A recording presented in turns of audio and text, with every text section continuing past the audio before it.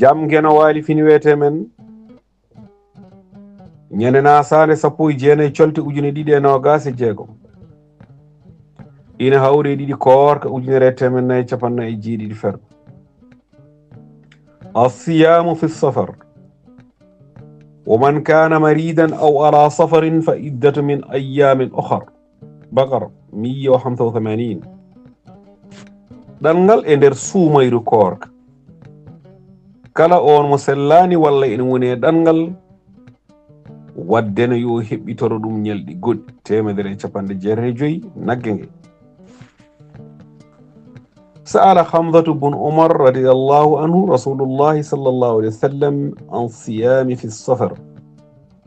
فقال رسول الله صلى الله عليه وسلم إن سئت فسم وإن صفت فأفطر بخاري 1942 مسلم 1121 حمزة بن umrawi o weli Allah wone makko namdinoma nelaɗo mo jam e kise ngoni e mum o ko yowiti e korka gonɗo e ɗanngal mo jam e kise wiimo so tawi a muuyi tan hoor kadi so a muuyi taj Bukhari 1942 e Muslim 1921 duɗal Pulaar Murtude Diop leñol men ko ƴiƴam men namni ko roosede mbele nguuren ngurdam leñol men fawi ko e golle men fawi ko e pellital men warata leñol men ko salade ko men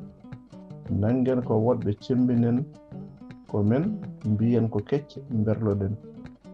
ndenoɗen bonnoɓe inde leñol men ɓen wiyoɓe en dendata ko bonnoɓe ndenoɗen kala ko fewja wiyoɓe min ngala hen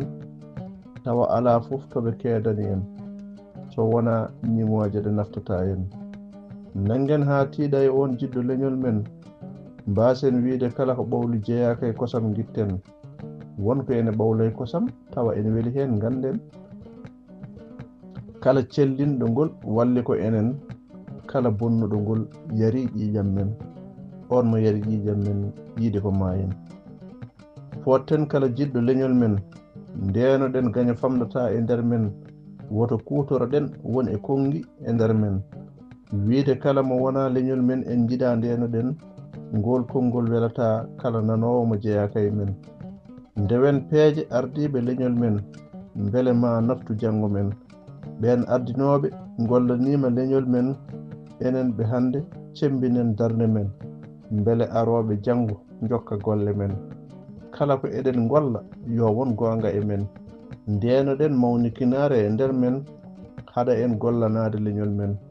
ñemben golle ɓen sagataɓe men darinoɓe yoltude hujjaji men beele wonana en keele moƴƴe moften naftoro yo aroɓe janngo men pamtoro to Abdoul Tuksel duɗal Pulaar Murtude Diop yo jaam ñallu ñallen hen